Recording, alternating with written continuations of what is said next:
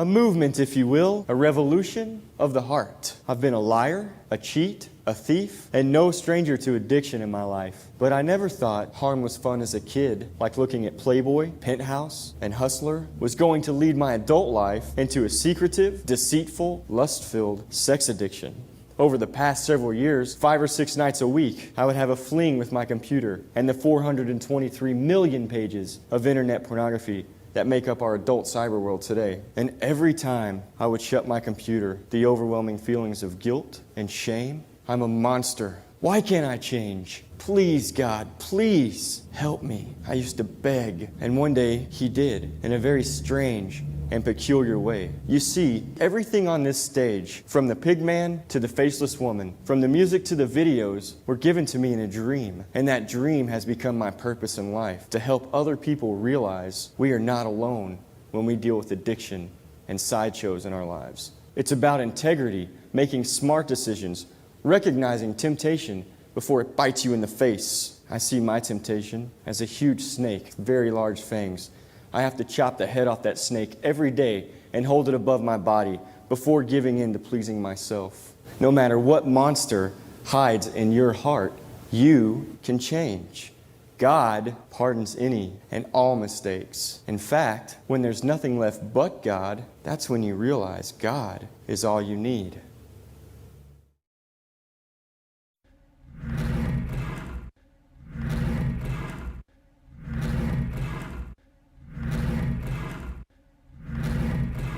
Rid us of this curse.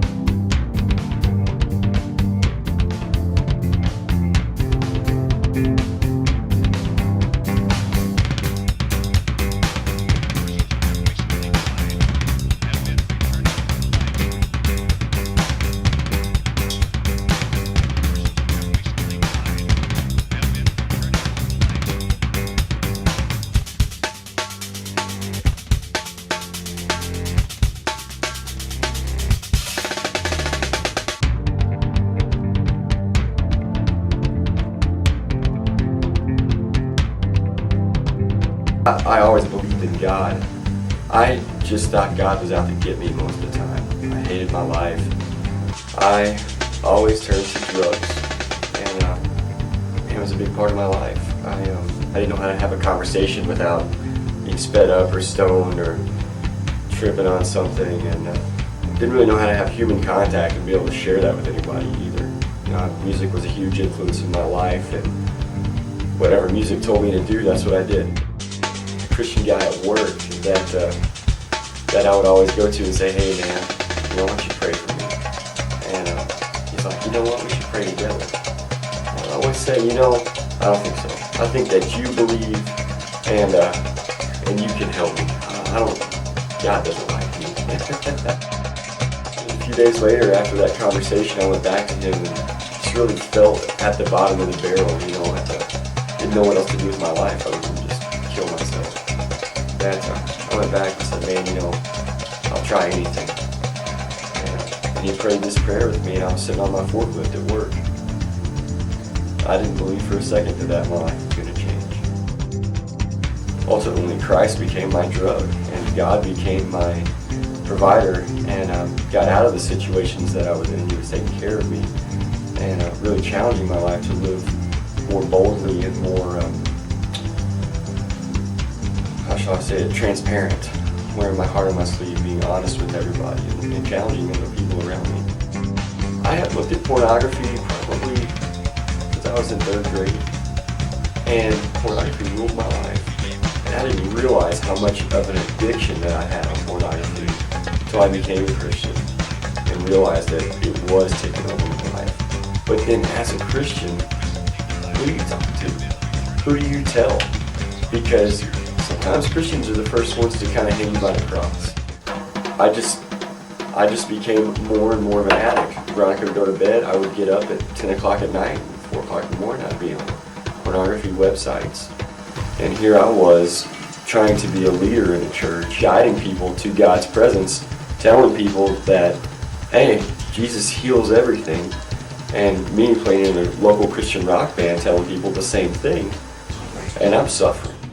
It took me probably a year and a half to finally call him out. Mainly because I didn't know pornography was an addiction.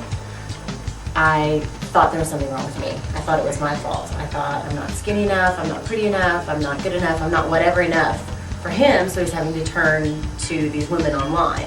We've learned now that 30 million men are clinically addicted to pornography, meaning they go to a doctor.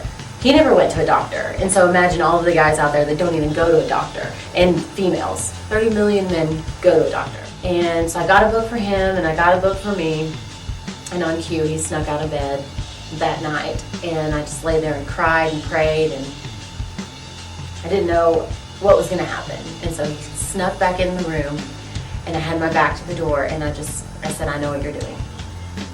And he since told me he felt like it was the weight of the world coming off of his shoulders, because that was like his deep, secret, innermost thing, and it's finally out. We're just two broken individuals. Divorce was never an answer. That was never an option. When you get married, I don't care if you're a believer or what you believe, you become one. That's the point of being married. And so if you break your arm, you're not going to cut your arm off and be like, oh, I'm done with my arm. I don't need that anymore. And so we are one. So I can't just cut this off and get rid of this because I'm cutting my arm off. And because she called me out to this freedom, I began to start having strange dreams. Very, very strange dreams. 10 o'clock at night till 4 o'clock in the morning, I would get back up again.